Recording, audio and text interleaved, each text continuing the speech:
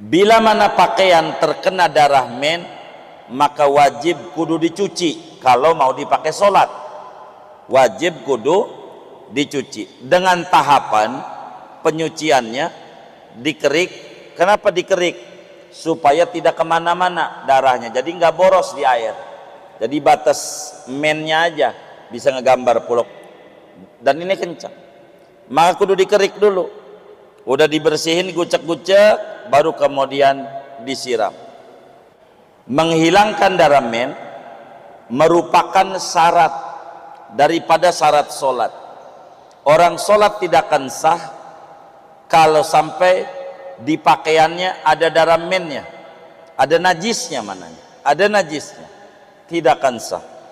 Sebab itu Nabi bilang summa tusalli fihi, udah dicuci bersih, tentu dijemur segala macam kalau kita, maka baru boleh pakai sholat. Begitu. Boleh kita sholat memakai pakaian yang bekas kena darah men, yang penting sudah dicuci. Pakaian itu dicuci dengan benar, pakai lagi untuk sholat, kagak ngapa.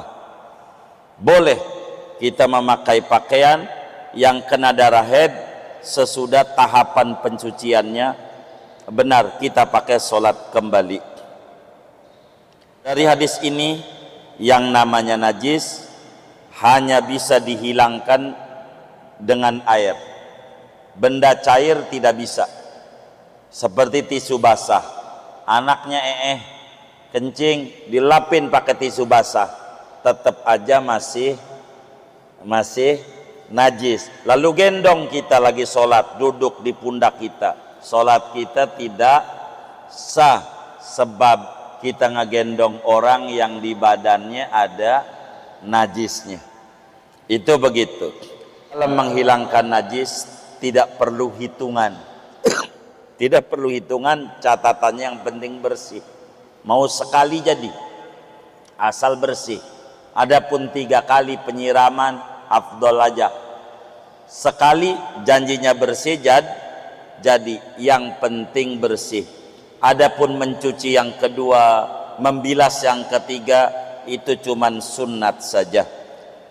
Apakah perlu diperes pakaian itu? Tidak perlu untuk diperes, yang penting harus bersih aja. Masalah diperes itu tidak mengapa. Bagaimana kalau bekas warna darahnya masih ada sesudah dicuci? Enggak apa-apa. Kalau udah dicuci, kalau warnanya doang masih ada, bau enggak ada, rasa enggak ada, dimaafin, enggak apa-apa. Atau bau doang ada, begitu tuh, warna enggak ada, rasa enggak ada, suci, dimaafin. Tapi kalau rasa masih ada, alamat najis masih ada, alamat najis masih ada.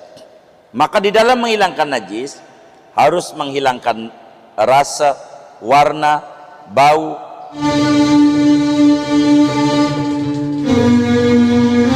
Assalamualaikum warahmatullahi wabarakatuh.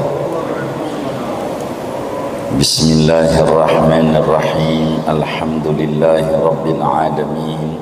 Wassalatu wassalamu ala sayyidil awwalin wal akhirin, Sayyidina wa maulana Muhammadin wa ala alihi wa sahbihi ajma'in. Allahumma inna nastahdika li arsyadi amrina wa zidna ilman yanfa'una.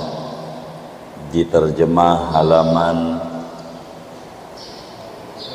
8. Wa an Asma'a binti Abi Bakrin radhiyallahu ta'ala anhuma anna Nabiya sallallahu alaihi wasallam qala, diriwayatkan dari Siti Asma putrinya Abu Bakar Siddiq radhiyallahu anhuma, moga-moga meridhai oleh Allah kepada Asma dan Abu Bakar, anna Nabiya sallallahu alaihi wasallam qala, bahwa baginda Nabi sallallahu alaihi wasallam yaitu bersabda, fi damil haidi yusibu sauba, tentang darah haid, yang mengenai darah haid akan pakaian. Apa sabdanya Nabi? Tahuttuhu, kau mengerik akan darah haid itu. Summa taqrusuhu bil ma'i, kemudian kau gosok akan pakaian yang ada darah haid itu dengan air. Summa tandahuhu, kemudian kau menyiraminya. Summa tusalli fihi, kemudian kau salat fihi, padanya, pada pakaian itu.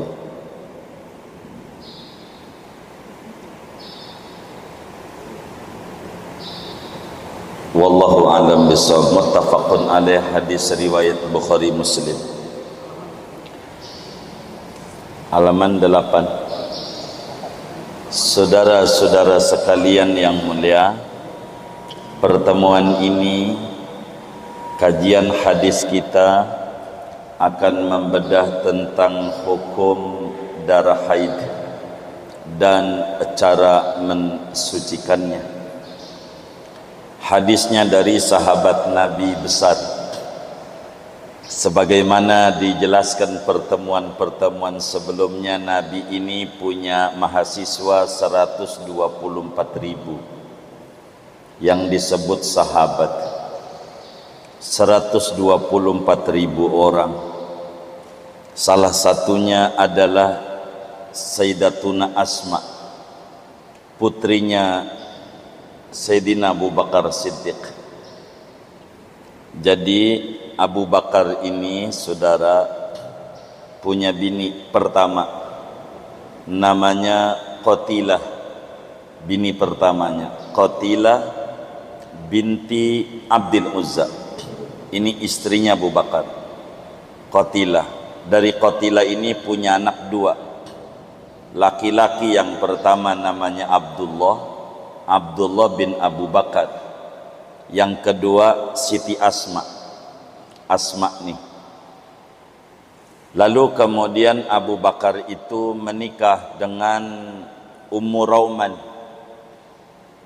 Rauman bintu Amir al-Kannaniyah. Dari situlah punya anak Siti Aisyah, istrinya Rasulullah sallallahu alaihi wasallam. Jadi Siti Aisyah ini dengan Siti Asma satu baba lainnya. Begitu, kalau orang Betawi begitu. Babanya tuh Abu Bakar, tapi ibunya beda. Ibunya Siti Aisyah Ummu Rauman bintu Amir al-Kannaniyah, sedangkan ibunya Siti Asma adalah Qatilah binti Abdul Uzza dari suku Quraisy. Siti Asma ini, saudara, lahir di Mekah 17 tahun sebelum Nabi diangkat jadi Rasul. Nabi diangkat jadi Rasul umur 40 dikurangi 17, 33.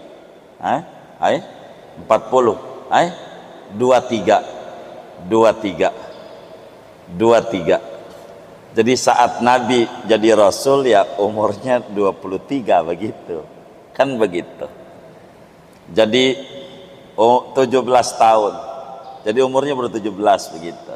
17 tahun sebelum Nabi menjadi Rasul, lahir Siti Asma ini.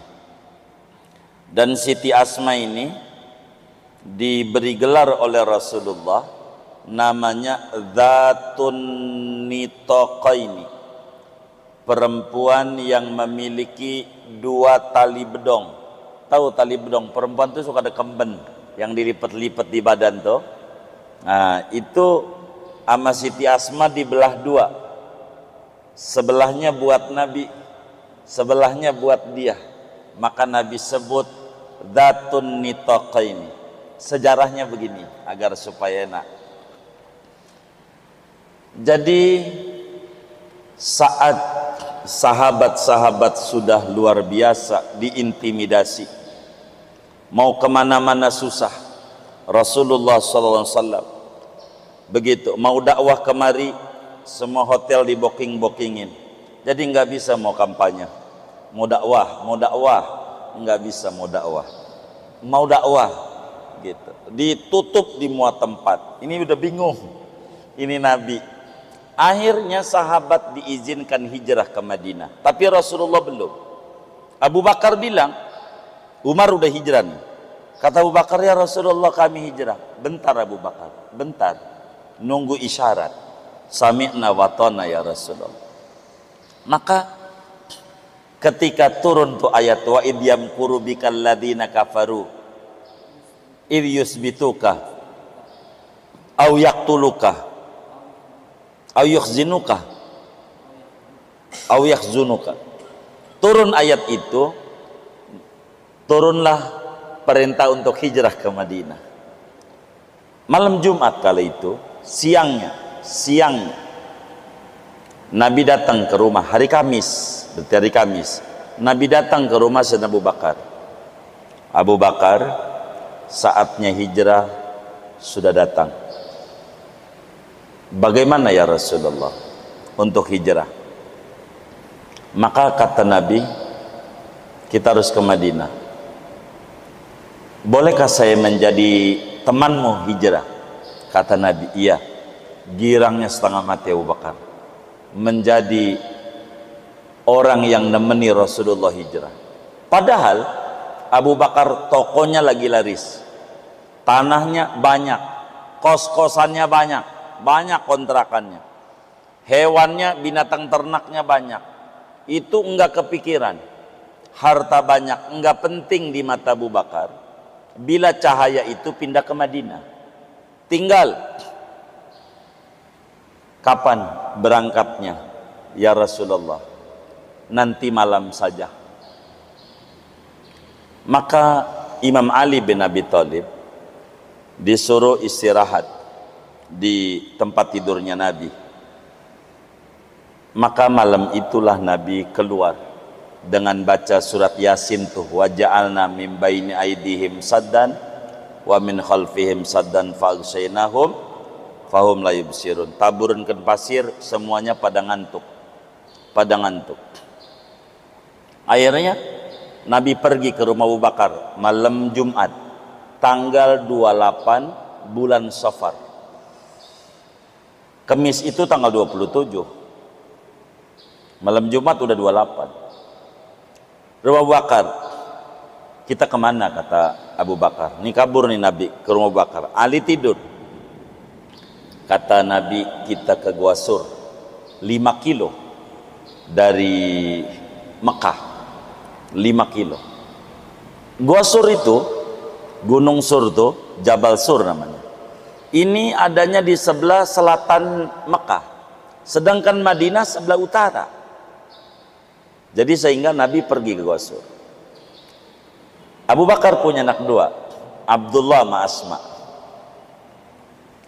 Maka kemudian waktu bawa bekal malam itu kagak ada tali rapia nggak ada. Nah begitu, tali rapia ini nggak ada. Bagaimana bungkus makanan ini? Maka kembennya Asma nih, kembennya, tahu kan kemben ya, tali bedong tuh, dipotong sama dia jadi 2. Satu dikasih Abu Bakar buat menuju hijrah, satu buat dia. Maka Nabi menyebut Asma dengan gelaran Dzatun Nitaqaini. Sebutan Asma ini Rasulullah yang nyebut, perempuan yang punya 2 tali kemben. Begitu Siti Asma. Ketika Nabi ada di Gua Sur, Asma bagian ngirim makanan. Malam itu kambing dikeluarin. Ini hebatnya orang Arab nih ya, berbicara Arab, hebat. Jadi Nabi waktu jalan Abu Bakar, kambing malam-malam keluar, suruh ngangon kambing. Anaknya Sayyidina Abu Bakar, namanya Abdullah. Abdullah, kau ngangon kambing. Jadi untuk mematikan jejak. Maksudnya jejaknya jadi nggak ketemu, ada bekas kambing. Turun, yang ngasih makan Siti Asma, mondar mandir ke gunung. Ya Allah, jauh banget itu. Begitu lagi Gua Hiro aja yang bentar cuman 500 meteran lah, capek naiknya. Begitu, perlu sekitar sejam setengah. Itu naiknya doang, normal naik itu 3 jam. Gua Sur itu. Demi Islam. Siti Asma. Singkatnya, Siti Asma ini kemudian menjelang hijrah nih, punya suami namanya Zubair bin Awam. Itu suaminya Asma. Waktu hijrah Asma, saya nggak cerita tentang Nabi, masa cerita tentang sahabat ini. Waktu hijrah ke Madinah, karena Nabi udah hijrah ke Madinah sama Abu Bakar, nyampe Madinah tanggal 8 Maulid, karena resmi keluar dari kota Mekah Nabi 1 Rabiul Awal, hari Senin. Nyampe Madinah ditemanilah oleh Amir bin Fuhairah, pembantunya Abu Bakar, ditemani oleh Google Map. Ada tour guide-nya itu namanya Abdullah bin Uraiqid, non muslim tapi paham jalan-jalan tikus menuju Madinah. Nyampe Madinah tanggal 8 Rabiul Awal, hari Senin. Nyampe Kuba lewat Saniyatul Wada. Makanya suka dibaca tuh nyanyian tuh, Tola'al badru alaina min saniyatil wada'i wajib syukru alaina mada'a lillahi da'i. Asma hamil, lagi hamil nih, datangnya hijrah nih, ngasih makan nama Nabi aja lagi hamil nih, naik ke gunung demi Islam supaya nyampe ke kita punya negeri, ke dunia. Maka Asma waktu hijrah ke Madinah bersama suaminya Sayyidina Abdullah bin Zubair lagi hamil. Pas nyampe Kuba tuh 7 kilo lah dari Masjid Nabawi. Pas nyampe Kuba udah mules Asman, hamil tuh, jalan itu demi Islam. Pas berojol di Kuba, anak pertama kali Muslim dari Mekah yang lahir di Madinah, anaknya Asma, dikasih nama Abdullah, lagi namanya Abdullah binti Asma, abahnya Abdullah bin Zubair bin Awam.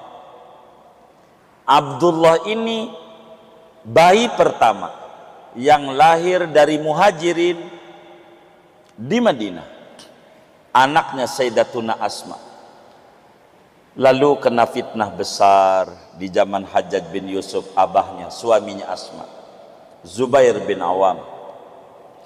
Pada akhirnya Asma meninggal ketika di Mekah. Sesudah di Madinah ini lama dengan Rasulullah, Sayyidatuna Asma meninggal di Mekah tahun 73.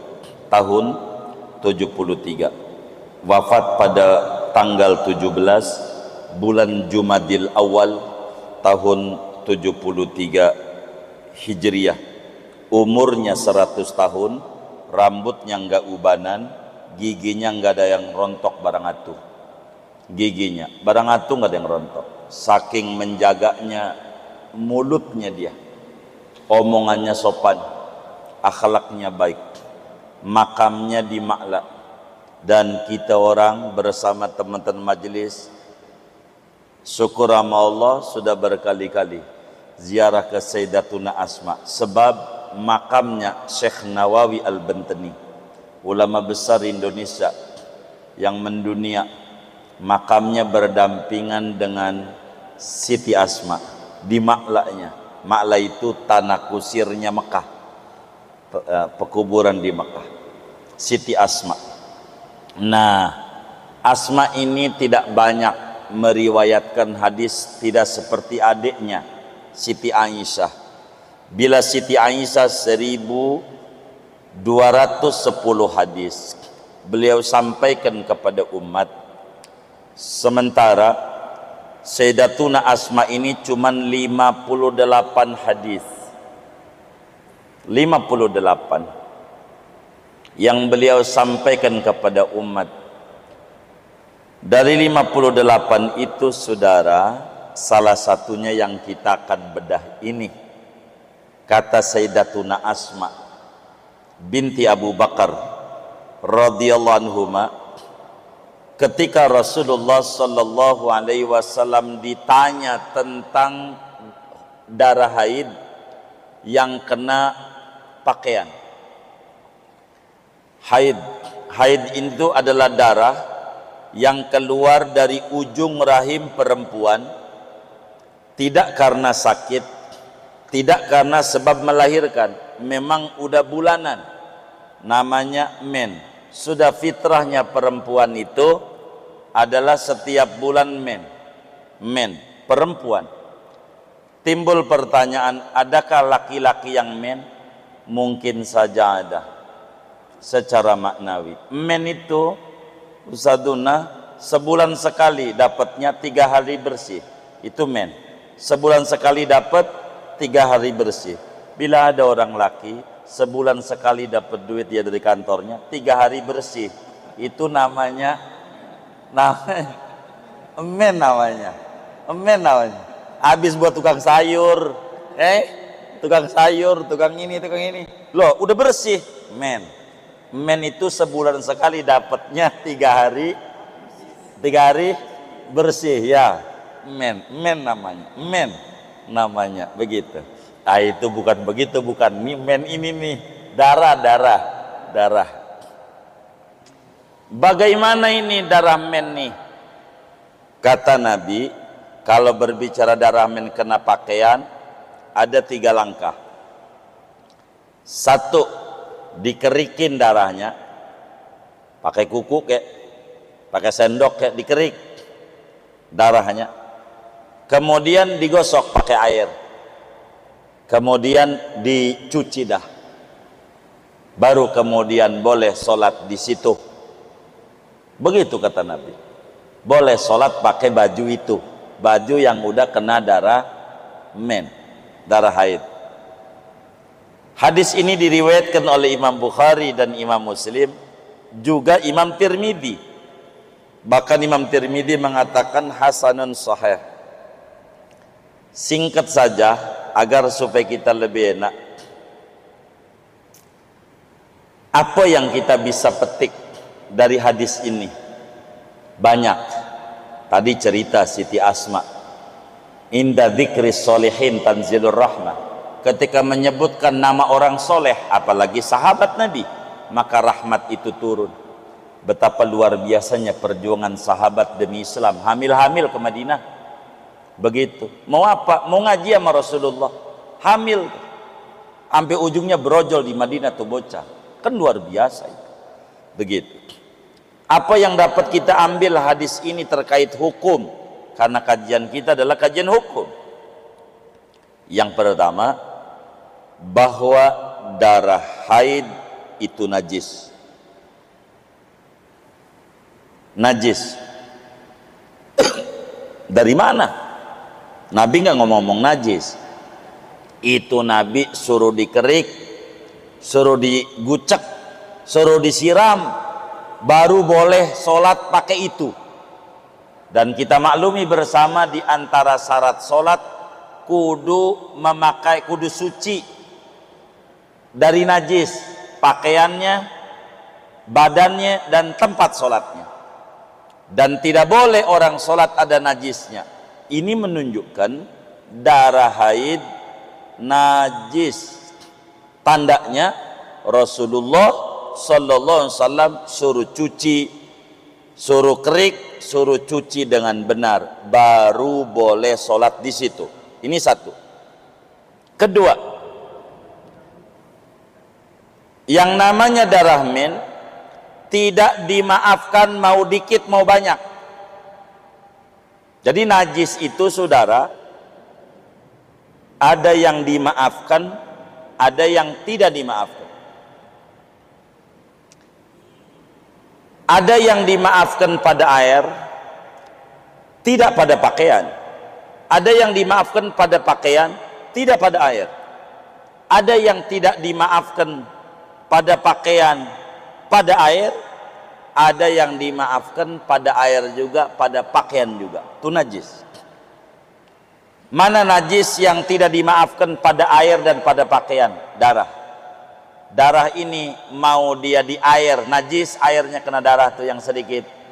Begitu. Mau dia pakaian ada darah, ini juga tidak, darah men nih, ini tidak dimaafkan, tidak dimaafkan. Darah haid. Mana yang dimaafkan? Di air dan di pakaian, yaitu najis yang tidak kelihatan mata, seperti mohon maaf kotoran orang yang di kaki laler mencelok di orang, lalu mencelok di badan kita, kira-kira nempel nggak itu di kakinya? Kan nempel, ama mata normal nggak kelihatan, mungkin kalau lab ya kelihatan bakterinya, tapi agama tidak sedalam itu, maka nempel di baju nggak apa-apa, sholat sah. Nempel di air, dia nyemplung tuh di air laler, nggak apa-apa. Itu begitu. Ada najis yang dimaafkan di air, tidak pada pakaian, yaitu contoh semut yang mati di teh manis. Itu kalau mati di teh manis, semut ini darahnya tidak mengalir, maka kalau mati di air, buang aja semutnya, nggak apa-apa. Begitu. Dan ada najis yang dimaafkan pada pakaian, tidak pada air. Begitu. Seperti darah bisul yang sedikit dah. Begitu, kita bisulan pantatnya lagi sholat, meletus, nggak sengaja, sholatnya sah. Kembali, pertama yang kita bisa ambil di sini bahwa darah haid hukumnya najis. Kedua, tidak dimaafkan mau sedikit mau banyak darah haid, tetap sholatnya tidak sah. Ketiga, cara mencuci najis itu harus pakai air. Enggak boleh najis enggak pakai air. Tandanya Nabi bilang sumataqrusuhu bilma, ente gucak-gucak pakai air. Jadi air itu alat pembersih daripada najis semacam darah nih. Mana lagi yang bisa kita petik? Bila mana pakaian terkena darah men, maka wajib kudu dicuci. Kalau mau dipakai sholat, wajib kudu dicuci dengan tahapan penyuciannya dikerik. Kenapa dikerik? Supaya tidak kemana-mana darahnya, jadi nggak boros di air. Jadi batas mennya aja, bisa ngegambar Pulau Kalimantan, Pulau Jawa, Papua, itu men tuh. Dan ini kencang, maka kudu dikerik dulu, udah dibersihin gucek-gucek, baru kemudian disiram. Mana lagi yang kita harus ambil, yang bisa diambil dari hadis ini?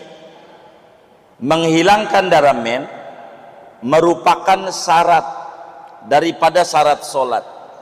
Orang sholat tidak akan sah kalau sampai di pakaiannya ada darah mennya, ada najisnya, mananya ada najisnya, tidak akan sah.